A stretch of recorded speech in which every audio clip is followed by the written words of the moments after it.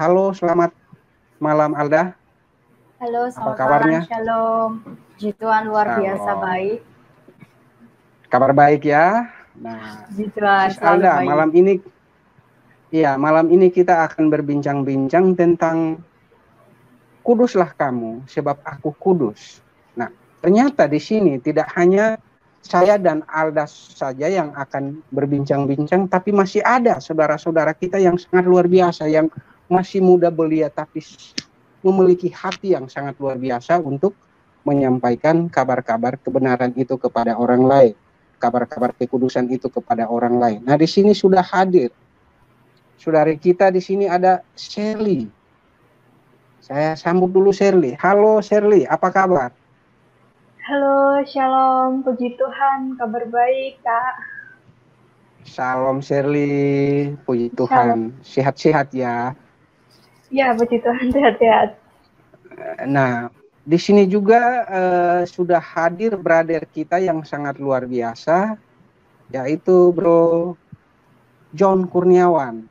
Saya sambut saja dulu Pak Bro John Kurniawan. Ini anak-anak muda yang sangat luar biasa, yang memiliki hati untuk mengasihi Tuhan, untuk membagikan hidup mereka kepada orang banyak, agar sesama kita mendapatkan bagaimana arti kekudusan dalam hidup single Kristen. Oke, untuk tidak berlama-lama saya serahkan selanjutnya ke Alda. Silahkan Alda. Oke. Shalom teman-teman, dimanapun teman-teman berada. Hari ini ada satu topik yang menarik yang berbicara tentang kekudusan. Mungkin bagi setiap kita sudah tidak asing ya mendengar kata kudus, jadilah orang yang kudus. Kita juga sering dengar ada Roh Kudus. Banyak sekali kita sering dengar di telinga kita tentang kekudusan itu sendiri. Nah, mari kita bersama-sama sebelum kita bahas lebih lanjut apa arti kekudusan dan lain sebagainya, kita buka di Imamat 20 ayat 26. Di Imamat 20 ayat 26, biar saya membacakan. Kuduslah kamu bagiku, sebab aku ini Tuhan kudus, dan aku telah memisahkan kamu dari bangsa-bangsa lain, supaya kamu menjadi milikku. Amin. Demikian firman Tuhan. Nah, mungkin sering sekali kita mendengar kata-kata kudus. Dan apa sih yang sering banget terlintas di benak Anda dan saya tentang arti kata kudus ini, tentang arti kata kekudusan itu sendiri? Nah, apakah orang yang sering berdoa gitu ya, itu disebut orang kudus? Apakah orang yang sering sekali pelayanan, melayani Tuhan, baik di gereja maupun di luar gereja, disebut orang yang kudus? Apakah mereka yang setiap hari atau setiap malam saat teduh Alkitab dan lain sebagainya disebut orang kudus? Nah, hari ini bersama-sama kita bahas tentang arti kekudusan yang sesungguhnya. Arti kekudusan yang sesungguhnya itu apa sih teman-teman? Arti kekudusan yang sesungguhnya yaitu terpisah atau tidak tercampur dengan yang lainnya. Di sini berarti arti kata kudus ini dikhususkan, bisa begitu. Nah, kita harus terpisah, harus bisa tidak tercampur dengan apa teman-teman? Kita harus memisahkan diri kita dari yang namanya dosa, dari keinginan daging, keinginan hawa nafsu. Karena kita sebagai manusia pasti punya keinginan daging, memiliki keinginan hawa nafsu. Setiap Anda dan saya memiliki itu semua, karena itu memang sifat bawaan dari kita manusia. Nah, kenapa kita harus memisahkan diri dari yang namanya dosa? Apa hubungannya kekudusan dengan dosa? Nah, kalau kita tahu ya, kita flashback, karena orang-orang yang kudus itu pasti menghindari yang namanya dosa. Karena apa? Dosa itu adalah penghalang utama atau penghalang terbesar hubungan pribadi kita dengan Tuhan kita. Jadi penghalang utama kita itu apa sih? Ya dosa-dosa kita. Itu menjadi satu penghalang terberat dalam hubungan kita sama Tuhan. Nah, mengapa sih firman Tuhan menyebutkan orang-orang yang percaya itu sebagai orang-orang yang kudus? Karena orang percaya adalah orang yang bisa memisahkan diri dari dunia. Orang percaya itu tidak pernah memiliki karakter atau sifat yang sesuai dengan dunia ini. Sifat dari dunia itu apa sih teman-teman, kita harus tahu dan pahami juga. Sifat dari dunia, keinginan-keinginan pribadi kita, keinginan hawa nafsu kita, berfoya-foya misalnya, dan lain sebagainya gitu. Jadi kita tidak memiliki sifat-sifat seperti dunia. Nah, orang percaya itu pasti akan menghindari yang namanya dosa, karena dia tahu bahwa ketika dia percaya dengan Tuhan, ketika dia memiliki iman yang kuat dengan Tuhan, otomatis dia akan memiliki sifat dan karakter seperti Kristus. Nah, ada beberapa cara yang bisa kita lakukan untuk kita hidup kudus. Kalau ada orang tanya, emang bisa manusia hidup kudus seperti Allah? Emang bisa manusia bisa menyamai kedaulatan Allah? Memang manusia bisa apa sesuai sifatnya dengan Allah? Kalau kita berkata, kita kan manusia yang terbatas, betul. Tapi teman-teman kita juga harus tahu, manusia itu memang tidaklah sempurna. Kita juga tidak bisa menyamai yang namanya kekudusan yang Allah punya. Tapi kita sebagai manusia harus berusaha untuk apa? Untuk mencapai kekudusan seperti Allah. Karena manusia, kalau kita tahu, kita itu diciptakan sesuai dengan Allah, sesuai dengan serupa dan segambar dengan Allah itu sendiri, teman-teman. Nah, ada beberapa cara agar kita bisa hidup kudus. Cara yang pertama yang paling mendasar, kita harus memahami kekudusan Allah. Kalau kita mau hidup kudus tapi kita nggak paham tentang konsep kekudusan Allah, sama aja nanti hasilnya akan sia-sia karena jalan yang kita tempuh pasti akan salah. Nah, memahami kekudusan Allah itu seperti apa? Kalau kita tahu Allah itu adalah kesempurnaan dalam segala hal, kesempurnaan dalam kasih, dia mengasihi satu dengan yang lain seperti dirinya sendiri, dia memiliki kesempurnaan untuk mengampuni orang-orang yang berbuat tidak baik, mengampuni orang-orang yang menyakiti. Lalu Allah itu juga memiliki kesempurnaan dalam kemarahan, di mana dia bisa mengontrol emosi, bagaimana Allah itu bisa istilahnya mengontrol kapan dia harus maju, kapan dia harus bilang tunggu dulu, dan lain sebagainya. Allah itu juga memiliki kesempurnaan dalam yang namanya apa? Sebuah keadilan dan lain sebagainya. Di dalam Yakobus 1 ayat 13, mari kita buka bersama-sama. Di dalam Yakobus 1 ayat 13, di sini berkata, apabila seorang dicobai, janganlah ia berkata, pencobaan ini datang dari Allah, sebab Allah tidak dapat dicobai oleh yang jahat, dan ia sendiri tidak mencobai siapapun. Jadi kalau ada orang mungkin dari kita berkata, aduh kok cobaanku berat datangnya dari Allah. Nah, kita tuh ternyata salah selama ini. Allah itu hanya mengizinkan kita untuk dicobai oleh si jahat. Karena Allah itu tidak pernah mencobai setiap kita anak-anaknya. Nah, hal-hal yang Allah lakukan atau hal-hal yang Tuhan Yesus lakukan dalam kehidupan Anda dan saya, pasti kita sering bertanya-tanya, kok kadang nggak masuk akal, atau kadang itu berat bagi kita anak-anaknya. Atau keinginan Tuhan itu jauh dari keinginan kita. Tapi kita sebagai orang percaya yang ingin hidupnya kudus, kita harus tahu bahwa apapun yang Allah kerjakan adalah kesempurnaan yang sesungguhnya. Kesempurnaan yang nyata. Yang kedua, cara kita agar bisa hidup kudus, yang kedua adalah pahamilah kekudusan sebagai sifat dari Allah.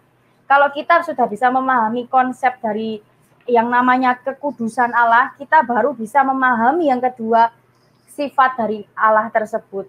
Nah, umat manusia itu yang tadi saya sebutkan tidak akan pernah mencapai kekudusan yang sempurna seperti Allah. Karena kita tahu kita manusia yang terbatas. Sama keselamatan. Keselamatan itu tidak bisa hilang, tapi harus kita kerjakan secara terus-menerus. Sama halnya kekudusan. Kalau kita berkata, aku nggak bisa hidup kudus, yaitu omong kosong. Karena manusia itu bisa terus meraih yang namanya kekudusan ketika dia mau belajar. Jadi, manusia itu harus berusaha mencapai yang namanya kekudusan seperti Allah, karena manusia diciptakan serupa dan segambar dengan Allah. Yang ketiga, kita harus merefleksikan perintah Allah dalam kekudusan. Nah, dengan apa kita merefleksikannya? Dengan kita mengerti cara Allah bekerja di dalam hidup Anda dan saya. Nah, ketika kita tidak bisa mengerti cara Allah yang Allah bekerja dalam hidup Anda dan saya, pasti hidup kita ngambang, hidup kita bertanya-tanya, kok hidupku seperti A, seperti B, seperti C, dan nggak tahu harus dibawa kemana. Karena kita tidak paham dan tidak mengerti betul perintah Allah, kedaulatan Allah, kekuasaan Allah dalam hidup Anda dan saya. Maka kita harus merefleksikan perintah Allah dalam kekudusan dengan cara kita mengerti cara Allah bekerja di dalam hidup kita sendiri. Jadi kita harus berusaha melatih diri kita agar kita bisa percaya. Ketika kita bisa percaya, kita mampu berharap. Dan adanya pengharapan itu justru iman kita lah yang dikuatkan. gitu. Ada juga di dalam Imamat 11 ayat 44. Imamat 11 ayat 44 berkata, sebab akulah Tuhan Allahmu, maka haruslah kamu menguduskan dirimu, dan haruslah kamu kudus, sebab aku ini kudus. Dan janganlah kamu menajiskan dirimu dengan setiap binatang yang mengiriap dan merayap di atas bumi. Lalu ada lanjutannya teman-teman di dalam 1 Petrus 16. 1 Petrus 1 ayat 16. Berkata apa? Sebab ada tertulis, kuduslah kamu sebab aku kudus. Nah, di sini berkata tentang kekudusan. Berarti Tuhan sendiri atau Allah sendiri yang memberikan perintah untuk kita setiap anak-anaknya hidup kudus. Ketika kita mampu hidup kudus, Allah itu tidak diuntungkan kok. Tapi yang diuntungkan siapa? Diri kita sendiri. Jadi ketika kita berusaha menjadi yang terbaik, ketika kita berusaha dekat dengan Sang Pencipta, yang mendapatkan keuntungan terbesar itu bukan orang-orang yang melihat hidup kita, bukan Tuhan sendiri, tapi diri kita sendiri yang mendapatkan sebuah keuntungan. Jadi menurut saya arti kekudusan dan cara kita hidup kudus ya yang seperti saya jelaskan barusan. Terima kasih teman-teman. Untuk Shirley.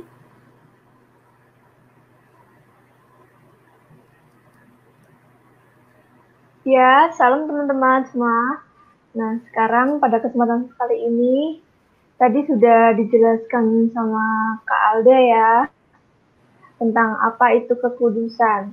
Nah, sekarang Shirley juga akan mau menjelaskan apa itu kekudusan. Nah, bentar ya, Shirley mau share screen dulu.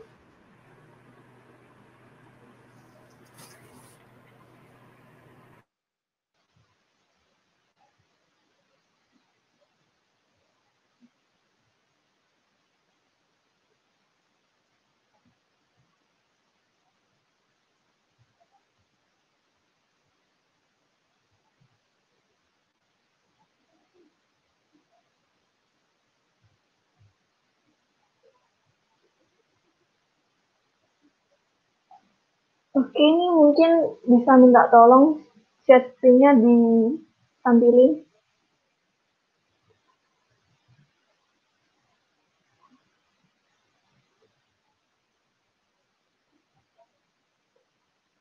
Oke, yaudah, saya dibacakan saja ya. Saya dibacakan saja.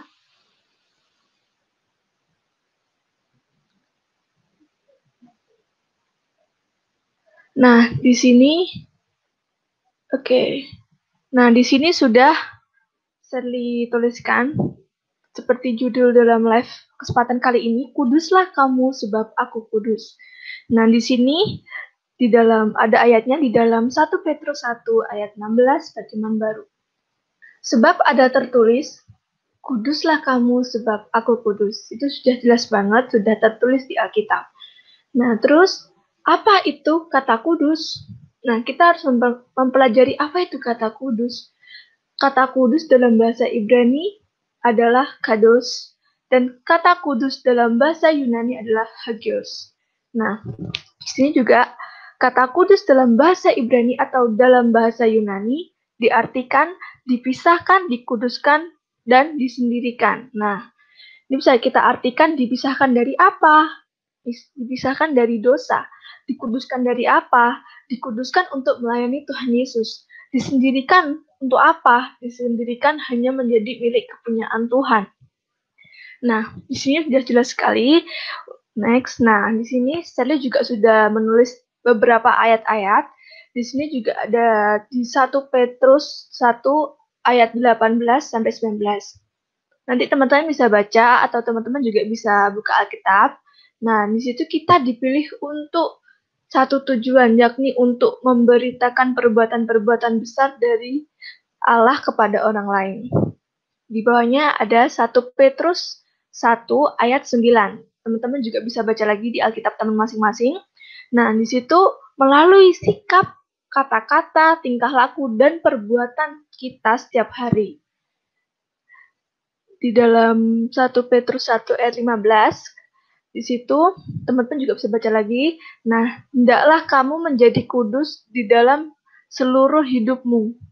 Nah, di sini juga saya sudah tuliskan berbagai macam ayat tentang kekudusan. Teman-teman bisa baca ya. Teman-teman juga bisa buka di Alkitab teman masing-masing. Nah, kita menjaga kekudusan. Kita juga sering kali mendengar apa itu kekudusan. Buat apa kita harus menjaga kekudusan? Nah, kekudusan itu bukan hanya dari kita, bukan untuk didengar saja, tetapi untuk dilakukan. Semua mulai dari kita belajar dari sikap kita, kata-kata kita, tingkah laku kita, perbuatan kita, itu semua kita harus belajar menjadi terang. Harus belajar untuk menguduskan diri kita. Ya meskipun awalnya untuk melangkah kita susah, tapi lama-lama Tuhan pasti pimpin setiap langkah kita, Roh Kudus pasti pimpin. Oke, next. Siapa yang disebut orang-orang kudus? Siapa sih yang disebut orang-orang kudus? Nah, di sini sudah dikatakan mereka ialah orang-orang yang dikuduskan oleh Roh Kudus. Nah, mereka ialah orang-orang yang dikuduskan oleh Roh Kudus. Berarti tidak lagi dari dunia, melainkan dari Roh Kudus sendiri. Nah, berarti orang-orang yang kudus itu adalah dikuduskan oleh Roh Kudus. Nah, di sini juga ada ayat di Roma 12 ayat 1-2, di situ dikatakan, karena itu, saudara-saudara, demi kemurahan Allah, aku menasihatkan kamu, supaya kamu mempersembahkan tubuhmu sebagai persembahan yang hidup, yang kudus dan yang berkenan kepada Allah. Itu adalah ibadahmu yang sejati. Janganlah kamu menjadi serupa dengan dunia ini, tetapi berubahlah oleh pembaharuan budimu, sehingga kamu dapat membedakan manakah kehendak Allah, apa yang baik, yang berkenan kepada Allah, dan yang sempurna. Nah, di situ sudah dikatakan jelas sekali. Yang kudus dan yang berkenan kepada Allah, itu adalah ibadahmu yang sejati. Oke. Selanjutnya di sini juga, nah, hidup dalam kekudusan, yaitu adalah hidup takut akan Tuhan. Sudah pasti, hidup takut akan Tuhan. Kalau kita ingin hidup kita kudus, kita ingin kita belajar hidup kudus, kita harus hidup takut akan Tuhan. Nah, di Ibrani 12 ayat 28, itu ada ayatnya, kalian bisa baca. Terus yang kedua, komitmen dan konsisten belajar firman Tuhan. Buat apa sih kita belajar firman Tuhan? Apakah kalau kita mau pengen hidup kudus, apakah kita harus belajar firman Tuhan? Iya, kita harus belajar firman Tuhan. Biar kita semakin tahu kebenaran firman Tuhan. Biar kita semakin mengerti, biar kita semakin memahami betapa dalamnya firman Tuhan ini yang harus kita pelajari. Karena penting banget. Karena kalau kita nggak tahu, karena kita nggak baca. Seharusnya kita tahu. Makanya kita penting sekali untuk belajar, untuk membaca Alkitab, belajar firman Tuhan.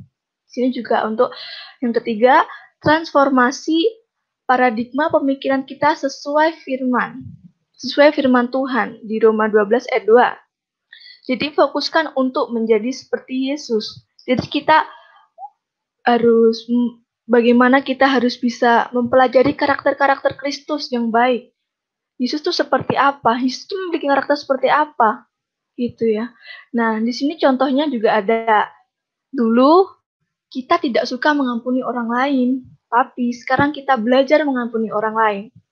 Kita dahulu menjadi orang yang egois, tapi sekarang kita mulai peduli dengan orang lain. Dahulu suka menjatuhkan orang lain, sekarang mulai membangun orang lain. Kita dikhususkan untuk Tuhan dan taat kepadanya agar menjadi berkat bagi dunia ini. Itu penting sekali teman-teman. Jadi kekudusan itu juga penting sekali buat kehidupan kita. Kita harus menjaga kekudusan itu. Karena apa? Karena sesuatu yang berbau kudus itu berkenan di hadapan Tuhan. Roh Kudus aja kudus. Kita harus belajar untuk menjaga hidup kudus. Roh Kudus, dia pasti senang tinggal di dalam hati yang kudus, di dalam hidup yang kudus. Begitupun dengan kita. Kalau kita suka tinggal di tempat-tempat yang bersih, pasti kita akan tinggal di tempat yang bersih. Ada tempat yang bersih, kita pilih tinggal di tempat yang bersih. Begitupun dengan Roh Kudus. Roh Kudus nyaman di tempat yang kudus, di hati kita yang kudus, di hidup kita yang kudus. Maka Jika Roh Kudus sudah tinggal di hati kita, Roh Kudus sudah menetap di hati kita, mari kita jaga biar Roh Kudus selalu ada di dalam setiap kehidupan kita. Ya, terima kasih. Ini yang bisa Sherly bagikan tentang kekudusan pada kesempatan kali ini. Mungkin untuk waktu selanjutnya, Kak Alda. Oke, baik. Untuk selanjutnya saya persilakan untuk Kak John. Silakan. Shalom saudara semuanya. Ya, kali ini saya juga akan sedikit sharing tentang yang namanya kekudusan seperti yang dalam di caption YouTube ini, yaitu kuduslah kamu sebab aku kudus. Ya, mungkin sering banyak orang berpikir ataupun dari kita pun berpikir ketika melihat ayat ini, yaitu manusia diharuskan dan diperintahkan untuk hidup kudus karena Tuhan itu kudus. Ya, manusia diharuskan berarti ini berbicara tentang untuk berusaha hidup kudus dengan kekuatan kemampuan sendiri. Ya, kalau berbicara tentang hal ini, mustahil kita bisa berusaha hidup kudus dan serupa dengan Kristus atau serupa dengan Allah yang kudus. Ya, sebenarnya kata ini kita lihat di bahasa Ibrani ini, kuduslah kamu bukan sebuah kalimat perintah, melainkan sebuah kalimat pernyataan. Maka harus ditafsirkan demikian. Tuhan Allah umat Israel itu kudus. Oleh karena Allah kudus, maka umatnya juga akan menjadi kudus. Akan menjadi kudus, bukan berusaha menjadi kudus. Atau lebih tepatnya, umat disertai oleh Tuhan untuk berproses menjadi kudus. Ya, teman-teman, proses menjadi kudus ini bukanlah berbicara tentang usaha manusia sendiri, melainkan berbicara tentang anugerah Tuhan atau grace. Proses ini merupakan sebuah proses pembaruan budi. Ya, kita bisa lihat itu di Roma 12 ayat yang pertama sampai yang kedua. Ya, ini biarlah menjadi pedoman kita. Janganlah berpikir bahwa kita sebagai umat Tuhan, orang percaya, harus hidup kudus, tapi kita harus berpikir bahwa kita harus berproses berjalan untuk hidup kudus karena ada Tuhan yang memimpin, menuntun. Karena umat Tuhan disertai Tuhan yang kudus, maka umat harus mau berproses menjadi kudus dalam segala aspek kehidupan. Nah, aspek apa saja, teman-teman? Kita bisa belajar dari saya ini. Saya mendapatkan bahwa kita bisa belajar hidup kudus dari aspek yang pertama, itu kudus dalam relasi dengan Tuhan. Nah, relasi dengan Tuhan ini berbicara tentang kudus dalam aspek ini adalah hidup untuk melakukan kehendak Tuhan atau hidup menyenangkan Tuhan. Ya. Yang kedua yaitu aspek apa? Kudus yang gimana? Kudus dalam relasi dengan sesama. Kudus dalam aspek ini berarti melakukan kebaikan untuk sesama sesuai dengan karakter Kristus. Yang melalui hal ini kita bisa menyadari, yaitu untuk kita bisa berproses dalam kekudusan, yaitu kita bisa menjadi pelaku firman Tuhan, menghidupi firman Tuhan, dan memiliki yang namanya relasi yang baik, baik itu dengan Tuhan maupun dengan sesama. Ya, hidup dalam kekudusan ini merupakan kehendak dan tuntutan Allah bagi setiap orang percaya. Ya, pada Kristus tanpa kecuali.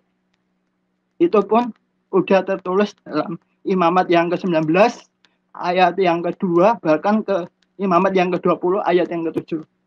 Itu sebabnya kita diminta oleh Tuhan agar menjadi kudus dalam keseluruhan hidup kita. Yaitu sesuai juga yang tertulis dalam 1 Petrus 1 ayat yang ke-15. Ya, ini pasti akan menimbulkan suatu pertanyaan, yaitu kenapa kita harus kudus dalam keseluruhan hidup ini? Nah, jawabannya teman-teman, karena kita telah ditebus dari cara hidup kita yang lama, yang sia-sia, yang tidak berarti, dengan harga yang mahal, yakni dengan darah anak domba Allah, yaitu Tuhan Yesus Kristus. Yaitu juga tertulis dalam 1 Petrus 1 ayat yang ke-18 sampai yang ke-19. Kita dipilih untuk memberitakan perbuatan besar dari Allah kepada orang lain.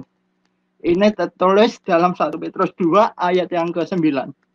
Bagaimana caranya? Nah, pasti akan menimbulkan pertanyaan. Gimana kita bisa melakukan hal ini? Ya, yakni melalui sikap kita, kata-kata kita, tingkah laku kita, dan perbuatan kita setiap hari. Kita pasti harus menghidupi firman Tuhan supaya bisa melakukan hal ini. Ya, ketika kita menghidupi firman Tuhan ini, apa yang kita keluarkan itu sesuai dengan firman Tuhan, yang memuliakan nama Tuhan, dan memberkati orang-orang yang di sekeliling kita. Tuntutan hidup kudus dalam 1 Petrus 1 ayat yang ke-15 itu tertulis, hendaklah kamu menjadi kudus di dalam seluruh hidupmu. Hal ini menyangkut akal budi. Ya, itu dalam Roma 12 ayat yang ke-2. Gaya hidup, sikap, tingkah laku, dan juga cara kita berbicara. Itu juga sudah tertulis dalam 1 Timotius 4 ayat yang ke-12. Jadi, menjadi kudus di dalam keseluruhan hidup kita ini mencakup semua aspek yang ada dalam diri kita, yang ada di dalam hidup kita. Karena itu saya mengajak, ya, saya sendiri akan mendorong diri kita untuk mau berproses menjadi kudus di dalam Tuhan. Ya, melalui renungan ini, melalui sharing ini, saya juga mengajak teman-teman, mari kita bersama-sama berproses untuk menjadi kudus di dalam Tuhan. Ya, melalui apa yang saya dapat ini, saya juga mendapatkan satu statement, yaitu hidup kudus itu menghidupi firman, menjadi pelaku firman, enggak menikmati dosa. Kenapa? Yang namanya dosa itu pasti akan kita hadapi, akan kita temui. Kenapa? Karena kita hidup di dunia ini, pasti akan kita menemukan yang namanya ujian ataupun dosa. Ya, orang yang hidup kudus itu, ya, pasti akan menemui dosa, tapi tidak akan menghidupinya, tidak akan menikmatinya. Tapi orang yang percaya dalam Tuhan yang sungguh-sungguh, hidup kudus itu menghidupi firman dan enggak menikmati dosa. Ini yang saya dapatkan untuk sharing saya. Sekian. Ya, waktu selanjutnya saya serahkan saudari. Oke, di nama Tuhan, hari ini kita sudah mendengarkan sharing satu persatu dari teman-teman kita tentang kekudusan, tentang arti kata kekudusan, tentang bagaimana cara kita menjadi orang yang kudus, dan lain sebagainya. Nah, hari ini kita belajar tentang namanya kekudusan. Kekudusan itu dikhususkan. Jadi marilah kita belajar bersama-sama untuk kita bisa hidup kudus dengan cara yang tadi betul menghidupi firman Tuhan di keseharian kita, gitu ya, dari perkataan kita, dari tingkah laku setiap kita, seperti itu. Jadi intinya dari kekudusan itu seperti itu, teman-teman. Dan hari ini kita belajar tentang yang namanya kekudusan. Jadi mulai malam ini kita berharap bersama-sama Anda dan saya bukan hanya mendengar, bukan hanya ingin berniat untuk hidup kudus, tapi benar-benar bisa melakukan untuk hidup kudus, supaya kita tidak menyia-nyiakan pengorbanan Tuhan kepada Anda dan saya, supaya di semakin hari kehidupan kita semakin serupa dan segambar dengan Allah. Dengan kita bisa hidup serupa dan segambar dengan Allah sendiri, kita bisa yang namanya menyebarkan kebaikan, menyebarkan kasih dimanapun kita berada. Otomatis tujuan hidup kita itu tergenapi, yaitu menjadi garam dan terang dunia. Ketika kita tidak bisa menghidupi firman Tuhan, otomatis kita tidak bisa menjadi garam dan terang dunia. Begitu. Mungkin dari Shirley ada yang mau ditambahkan? Iya. Terima kasih Kak Alda. Cuma mau menambahkan aja pesan sama teman-teman ya. Teman-teman mungkin banyak sekali yang mungkin teman-teman punya kerinduan untuk melayani Tuhan, apalagi di zaman-zaman sekarang juga masih di masa pandemi juga, kita harus bisa memanfaatkan media sosial, kita harus bisa mempergunakan media sosial dengan baik. Kita harus sering sharing firman Tuhan dengan teman-teman kita, karena gimana ya, banyak sekali teman-teman kita yang di luar, mungkin mereka gimana ya, gereja-gereja kadang masih ada yang tutup, ada yang buka, cuman nggak semuanya ya, masih ada yang ditutup. Jadi kewajiban kita adalah kita tuh sebagai teman yang baik buat mereka. Kita sering-sering ngobrol firman Tuhan sama teman-teman kita ya. Kasihan mereka nanti. Terus saya juga mau ngomong sama teman-teman. Untuk kekudusan itu nggak hanya buat didengar aja ataupun diucapkan saja, tapi kekudusan itu perlu juga kita jaga gitu loh. Karena kita sendiri anak-anak Allah, anak-anak Tuhan Yesus Kristus, kita harus bisa menjaga kekudusan seperti yang saya bilang tadi, karena Roh Kudus adalah kudus. Roh Kudus adalah kudus. Jadi Roh Kudus pasti senang, Roh Kudus pasti nyaman tinggal di dalam setiap hati kita, setiap hidup kita yang kudus gitu. Jadi kalau kita menjaga kekudusan, Roh Kudus pasti tinggal di dalam kehidupan kita, tinggal di dalam hati kita gitu.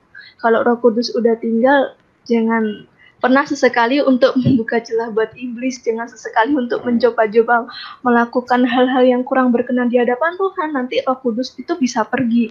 Jadi jika Roh Kudus sudah tinggal di dalam kehidupan kita, sekalipun ada kejahatan yang menggoda, sekalipun ada roh-roh jahat, ada iblis yang menggoda kita, jangan pun kita tergoyahkan dengan itu, karena dunia hanya sesaat, dunia bisa lenyap gitu ya. Karena kemuliaan Tuhan, kemuliaan Allah yang kekal sampai selama-lamanya. Jadi kita harus menjaga kekudusan. Oke. Kasih.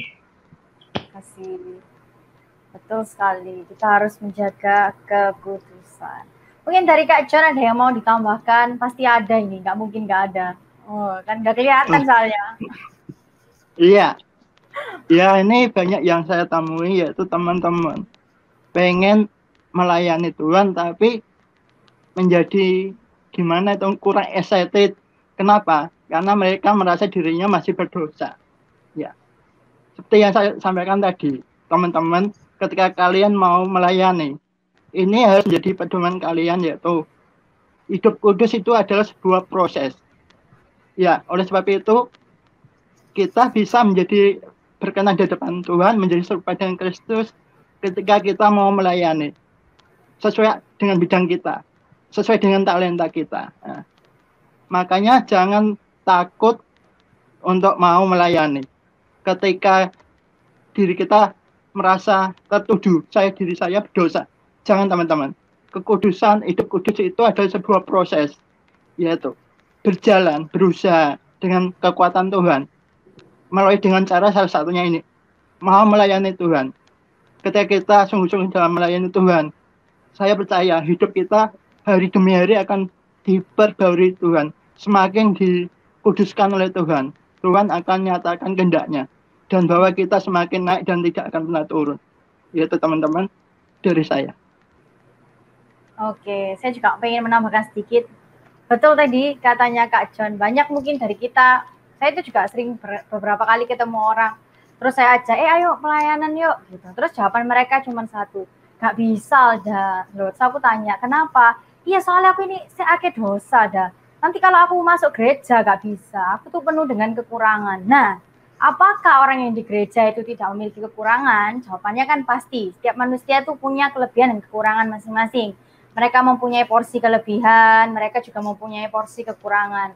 Tapi betul, ketika kita mulai melayani, disitulah proses terjadi. Karena mencapai kekudusan itu nggak tiba-tiba langsung celing, tiba-tiba jadi orang kudus, tidak. Semua itu membutuhkan yang namanya proses. Proses untuk berubah, berbuah, berakar, bertumbuh, jadi yang lebih benar. Sehingga dari pelayanan kita itu tidak sia-sia, asalkan motivasi kita melayani itu terfokusnya ke Tuhan. Kalau kita motivasinya kita terfokus ke Tuhan, nah itu nanti kita akan diproses. Proses itu akan membuahkan hasil untuk apa? Hasil yang luar biasa. Bukan hanya kita bisa hidup kudus saja, tapi kita bisa menjadi garam dan terang dimanapun kita ditempatkan. Di situ kita bisa menjadi berkat. Ketika kita men-sharingkan firman Tuhan, mungkin terus teman-teman kita terkena dalam hati mereka. Mungkin sekarang mereka nggak bisa menangkap apa yang kita bicarakan, gitu ya. Tapi suatu ketika pastilah, ketika mereka mungkin mengalami kesusahan, terus mereka ingat, oh waktu itu pernah di-sharingkan ini sama Shirley, oh pernah di-sharingkan ini sama Kak John, pasti mereka akhirnya ingat. Dan kalau kita bilang orang kudus yang bisa masuk gereja, saya tuh kasihan gitu, dengan asyir-asyir, pasti asyir-asyir tuh paling kebingungan, kenapa baru salaman gitu ya, salaman gitu, baru bilang shalom, terus tiba-tiba tumbang, kenapa? Soalnya enggak kudus, gitu loh. Jadi kalau kita berkata orang kudus 100% baru bisa pelayanan, orang kudus 100% baru bisa yang namanya masuk gereja. Orang saya yakin nggak ada yang bisa nyampe ke dalam mimbar itu nggak bisa. Karena apa? Setiap kita itu punya dosa masing-masing. Mungkin kita nih biasa WL ya kan, tiba-tiba memang kita ini sudah kudus datang pelayanan. Terus tiba-tiba waktu kita nyanyi gitu ya, tengah-tengah pemusiknya itu salah main gitu, temponya itu salah. Terus kita marah, terus Tuhan murka gitu. Ayo langsung tiba-tiba aku tumbang gitu ya, dibikin meninggal sama Tuhan Yesus. Kan bukan begitu gitu konsepnya. Jadi jangan pernah berkata-kata aku tuh belum sempurna, jadi aku belum bisa melayani. Untuk meraih kesempurnaan itu butuh proses, dan ketika kita melayani disitulah proses itu datang. Kalau mungkin teman-teman dengar live saya sebelumnya, saya berkata apa? Ketika kita memulai memutuskan untuk pelayanan, disitulah kita mendapatkan pembaharuan secara karakter. Mungkin yang dulunya kita egois, nggak bisa berbaur, kita bisa menjadi orang yang berbaur. Dimana mungkin dulunya kita acuh tak acuh sama orang, kita bisa jadi care sama orang lain. Jadi ayo mulai pelayanan, bukan ketika kita sudah menjadi kudus, tapi dari sekarang lah, supaya kita bisa mendapatkan proses. Ketika kita berada di komunitas yang benar, nah disitulah kita akan gampang meraih yang namanya suatu kekudusan. Jadi jangan pernah ragu untuk melayani Tuhan.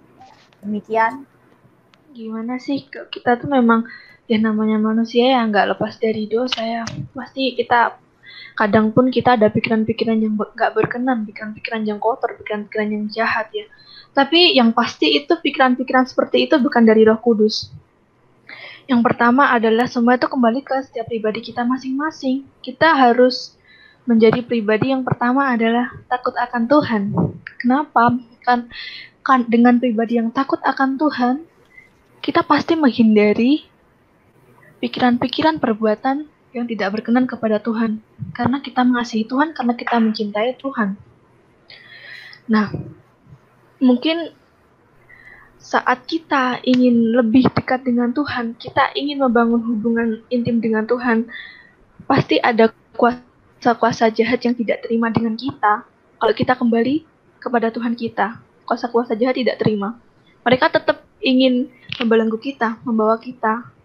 Jadi, mungkin setiap kita pernah ada pikiran yang kurang berkenan ya, pikiran-pikiran yang kotor. Pernah nggak sih teman-teman kayak ngerasain kayak ngambang gitu ya, ada yang bilang iya, ada yang bilang enggak, ada yang bilang iya, ada yang bilang enggak. Misal ada yang pikiran ada kamu yang, coba mendukung, kamu iya iya, misal kita benci sama ini, kayak ada kayak di dalam hati tuh, kayak di dalam pikiran tuh kayak ada yang udah dimaafin, ada yang pengen gini, pengen ngapain dia, pengen gitu ya, kita pengen balas dendam gitu, tapi jangan pernah sekalipun kita merespon yang tidak baik. Jadi kalau misal kita ada pikiran, udah dia tuh jahat sama kamu gebukin aja dia. Jangan pernah sekali-kali kita membuka celah untuk si iblis, karena itu iblis yang menyuruh kita untuk melakukan kejahatan, itu si iblis ya.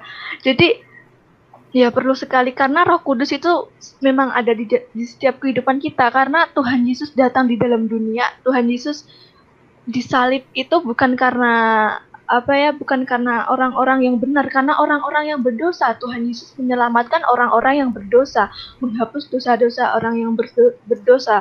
Kalau dosa kita sudah diampuni sama Tuhan Yesus, dosa kita sudah dihapus sama Tuhan, jangan sesekali kita untuk berbuat dosa lagi. Tapi namanya manusia, kadang secara nggak sengaja kita pernah melakukan, tapi kita langsung berusaha langsung sadar, minta ampun sama Tuhan, berdoa sama Tuhan biar Roh Kudus selalu menjaga kita. Mungkin untuk awal-awal kita menghilangkan pikiran yang pikiran yang kotor, pikiran yang kurang berkenan, itu memang sangat susah sekali, karena iblis nggak terima kalau kita itu gimana ya, kalau kita itu berbalik kepada Tuhan. Jadi kita jangan terlalu terbawa dengan iblis itu, dengan kuasa-kuasa jahat itu. Tapi pesan aku, kita tanamkan dalam pikiran kita harus mengasihi sesama kita mengasihi Tuhan Yesus, pasti kita nanti akan menjauhi pikiran-pikiran seperti itu, kita akan menjauhi perbuatan-perbuatan seperti itu. Mungkin dari Kak John Kurniawan mau menambahkan, kayaknya dari tadi pengen berbicara sesuatu. Oke, dari saya mau menyampaikan sedikit dari apa yang kita bahas tadi, yaitu menjadi kudus itu perlu kedisiplinan, dan mendisiplin diri itu tidak instan. Tapi jangan jadikan itu excuse untuk hidup tidak kudus ya. Ya, layaknya kesabaran, kekudusan pun menjadi proses pembelajaran kita seumur hidup seperti yang saya katakan tadi.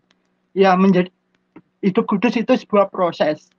Ya, semakin kita disiplin untuk menjadikan hati dan pikiran yang kudus, maka perilaku, sikap, dan perkataan kita pun bisa dipimpin oleh Roh Kudus. Ya, kenapa? Yang namanya kedisiplinan itu pasti ada yang namanya kerendahan hati. Ketika kita rendah hati, Roh Kudus bisa bekerja lebih lagi dalam diri kita. Hidup kita semakin diubahkan menjadi serupa dengan Kristus. Selanjutnya, tetap teguh dan jangan menyerah. Walaupun kita mungkin pernah jatuh, ya, kita harus mau bangkit kembali. Kita mau bangun. Kita mau melangkah untuk menjadi lebih baik lagi, bertobat, kembali pada jalannya. Ya. Percaya Tuhanlah yang memampukan kita. Karena kita tidak bisa berusaha untuk hidup kudus, ya, karena kekudusan itu adalah karya Tuhan sendiri. Ya, Tuhan yang memampukan kita. Kita harus mau berjuang untuk hidup kudus bersama Tuhan. Kita berjalan dengan Tuhan pasti akan ada nyata wujudnya nanti. Tuhan mampukan kita. Karena saya percaya hidup di bumi ini pasti banyak hal yang membuat kita semakin down ataupun jatuh.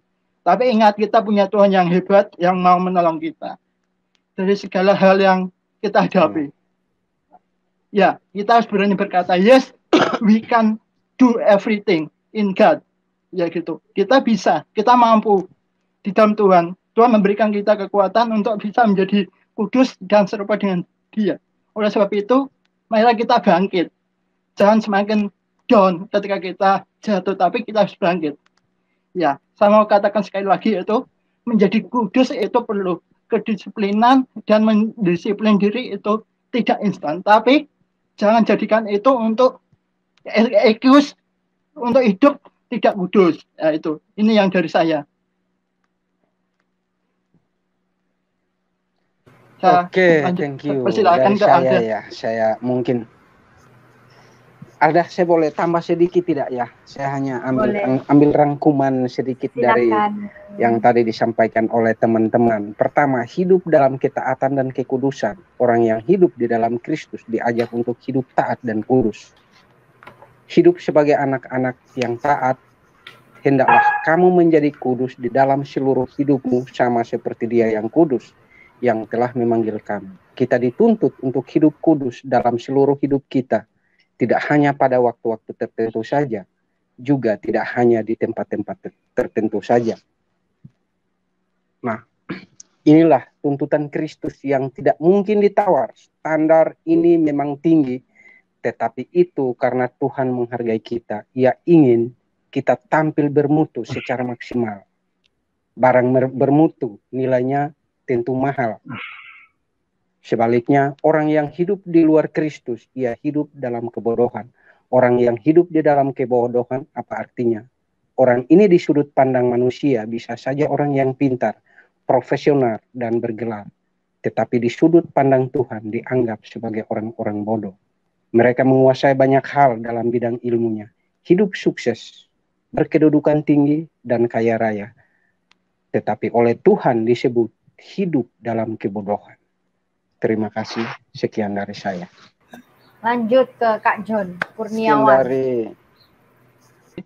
Saya mau sampaikan bahwa kalau kita tidak mau mengejar kekudusan, kita tidak akan semakin berkenan di hadapan Tuhan.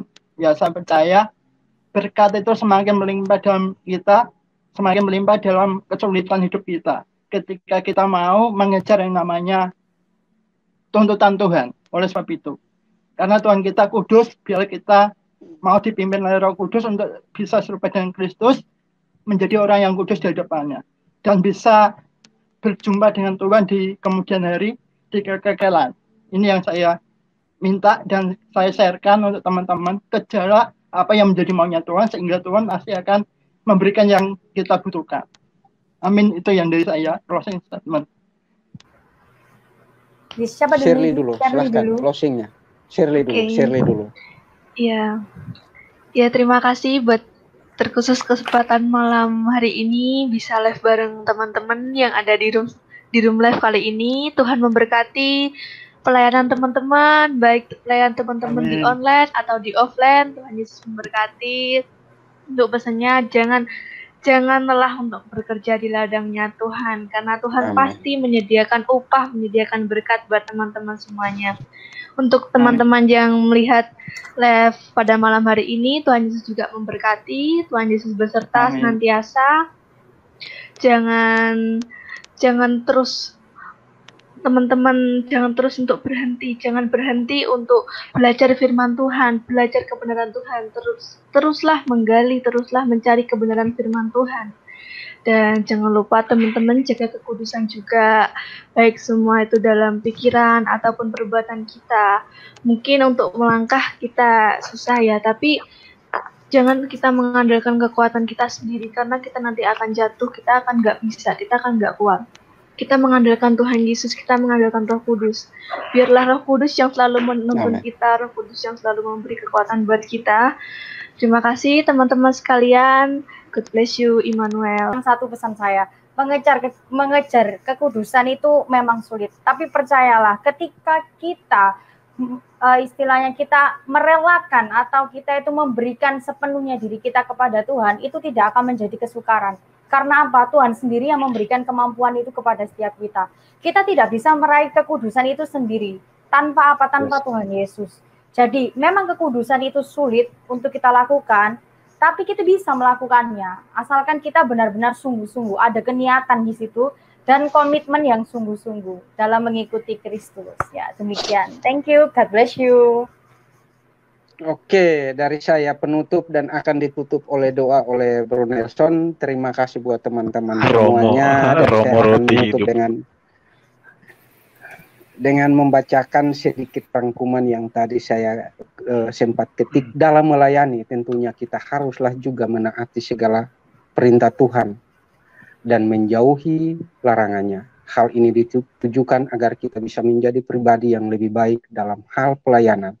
Tentunya kita tidak akan jatuh tersesat dalam dosa apabila kita mau menaati perintah Tuhan.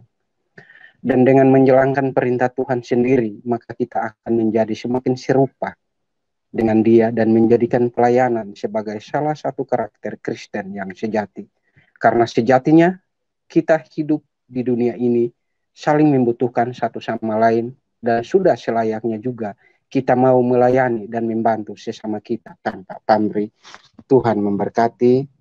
Betul ya, terakhir kita sebagai anak Tuhan tidak seperti lagunya ku terjatuh dan nggak bisa bangkit lagi. Tidak, kita terjatuh tapi tidak sampai tergeletak. Artinya kita berjuang terus menggapai kekudusan itu jatuh bangun, tapi tidak sampai geblak kayak orang Jawa bilang ya. Seperti asal itu. jangan kucu-kucu tahe. Oh, kalau naho.